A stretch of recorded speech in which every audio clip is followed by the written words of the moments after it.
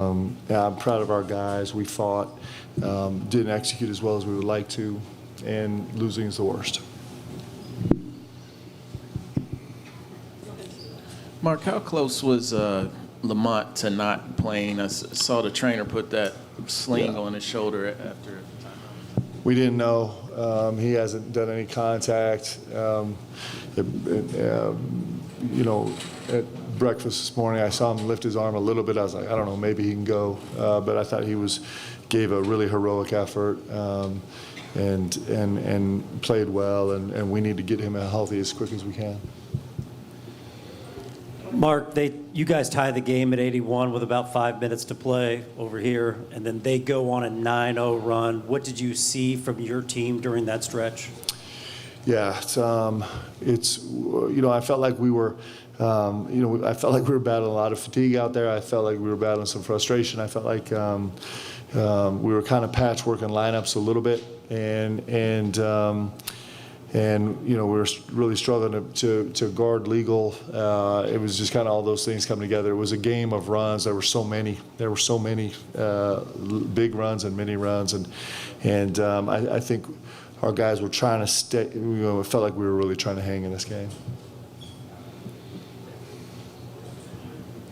Mark, you guys got a lot of threes up late toward the end of the game, but it seemed like maybe the volume wasn't quite there where you wanted it to throughout most of the game. What did they do to kind of limit those looks? Well, they're pretty good. They're pretty disciplined. They're exactly the opposite of the last two teams we played. Is they'll fan out to the three and really try and make it a 2-on-2 ball screen game and a one-on-one game at the rim. And we were not as good as we wanted to be about punishing with cutters off of 2 feet after the 2 feet. And we ended up standing. A little bit of that was, like I said, a little bit of that was patchwork lineups, a little bit of that was fatigue, a little bit of that was such a different style of play than we faced the last couple of games, and a little bit is a place we need to get way better at and understand more.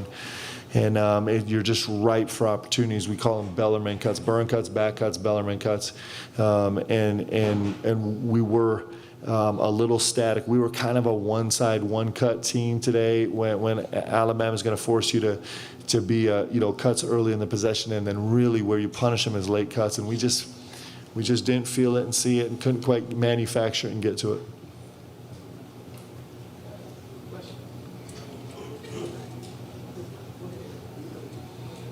Coach, they've added this bye week per se into the SEC schedule. It's tough, and as physical as this is, and you guys kind of being beat up, how important is this getting this midweek bye for you guys? We got to take advantage of it. Everybody's got one, and ours is probably coming at the best time for us in terms of trying to find a pathway to a little better health for our guys. I didn't think that was the determining factor of the game tonight, but to be fresh and for our guys to get fresh and to get healthy is going to be probably key number one, and we'd also like to make some big strides improving. Mark, back here, we've talked a lot about you guys playing well in these top 15 games, right? You guys have been ready for the big games, and it seemed like you guys were ready for the game tonight. It was just a couple shots didn't fall, not enough. Are you still comfortable with the way you guys played tonight and moving forward in these big games? We can be so much better. I think that's the biggest thing. I mean, and listen, Alabama's a terrific team. I mean, they're a great team. So it's not taking anything away from Alabama when I say that. But we left so much on the table. There's so much room for us to grow. There's so many spaces where we can get better. So, and in particular, playing this style of game. And that's going to be the nature of this season. We've played. Our first 5 games in the league are against all teams that are in the top 25 right now. It's the nature of this league right now, and the most important thing for us is we can't waste any energy or any time on non-constructive things. It's a race to see how fast we can get better, and that's not easy. I'll be a much better post-game guy 4 hours from now, but that's kind of the speed we have to go with this.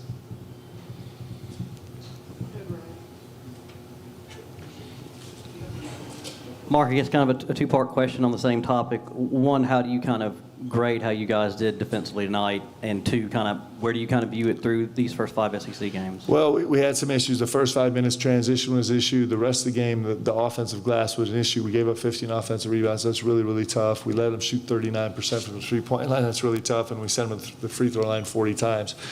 When you do those things, it makes it a really tough package to get a win, right? That's like the trifecta right now, and so the answers are those 3 things. We have to continue our work on the glass. It was interesting because it was the glass hurt us 2 different ways. One, it hurt us getting bullied at the rim, and 2, it hurt us on long shot, long rebound scrambles where I felt like we were a little bit.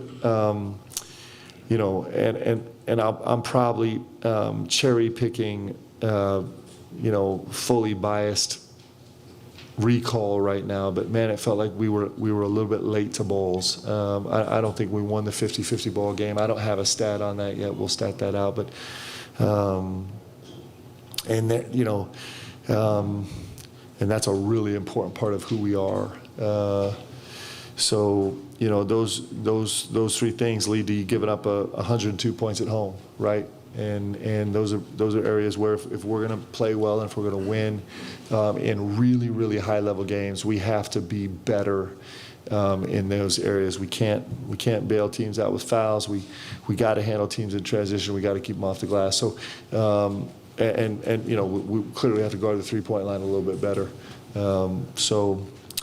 Those are things we've done. They're things we're making progress at. Today was a significant, misstep for us for sure. Mark, Grant Nelson had a really strong offensive game for Alabama today, 25 points, 19 in the first half, and he kind of lived at the foul line for a lot of the game as well. Just what were some of the unique aspects of trying to defend him, and what were some of the challenges that he obviously posed to you guys tonight? Well, he came down and knocked down 2 threes to start the game. It has not been his game this year, so it was credit to him. And then it was just all head down to the rim, and it was a complicated matchup for us at times tonight. And we had some moments that were much more productive. But for us to send him to the free throw line 10 times is really tough. That's not the space that he traditionally lives in. And credit to him, he was really, really stubborn about getting to the rim. And we weren't, we had a tough time catching the move legally, and we had a tough time bringing gap help. And those are both things that we needed to do that were really important to us having a chance to win tonight. Mark, how did you think from Alabama's perspective they kind of saw the game offensively, maybe attacking the guys they wanted to attack when they were on offense? Well, they were pretty diligent. They went at the guys that you would expect, and then they adjusted as the game went on. I thought they were pretty smart about how they went about it.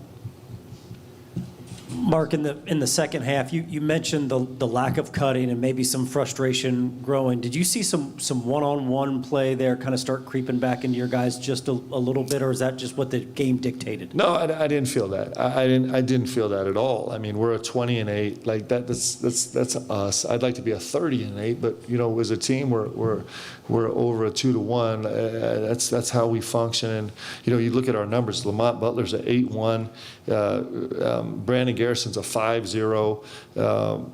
Ortega's a 3-0. Made some brilliant plays off 2 feet. I actually felt like it was I felt like it was earning the assist by the other guys that was more of a problem. I didn't think it was selfish play at all. I felt like it was exactly the opposite. I felt like we needed to be a little hungrier. What happens is the way Alabama guards is they're gonna switch, or they're gonna you get a ball screen or you get a downhill action, they'll go switch, or they'll switch the ball screen, or they'll just down and weak it and kind of sprint to recover and feed back. And so what you do is you get all the way to the rim 2 feet, a lot of times with a mismatch. A lot of times it's a point guard against a 5 at the rim offensively and defensively. And they're really diligent about, you could play the roll game, which we could have played better. We could have gotten more out of the roll game. It was hard to get our guys to roll. There's, in the game now, this is not a comment on the refereeing or anything else. It's just our game now. When you switch, the the guard switching on the big, puts 2 arms around the big and holds him. That's universal in the game right now. It's just the way the whistle is. It's no commentary on it. And so you have to roll hard to punish that, to earn yourself a foul. So that's step one. We did it a little bit later, a little bit better late than we did early. And then 2 is you get down there to 2 feet, and now, like, as guys are fanning out, it's such a beautiful opportunity to cut, to blind cut and back cut, and Bellarmine cuts a cut over the top when people get to 2 feet. And it was at that point where our guys got stagnant. So it wasn't a matter of guys being selfish or going one-on-one. It was the guys actually not earning plays for themselves enough. And that's how you attack a defense like they showed, and we just didn't do it well enough, consistently enough. I mean, we still, listen, our guys fought and they battled. We just didn't play that well. We still scored 97 points. We didn't play great, right? So, and when I say there's stuff left on the table, there's that whole section of the game that's left on the table that that it hurts us so badly right now that we got to live with this. But the one thing our guys are good at is they're good at getting better, and we will punish teams in the future that guard us like this even more than we did tonight. We just are not that far along. I mean, it's every game gives you a new challenge, and we just couldn't execute that space in the game. I got beautiful guys, man. My guys are fighting for each other. And I know you're not trying to push that narrative, but there's zero part of my guys that are in this for themselves at all. That doesn't exist.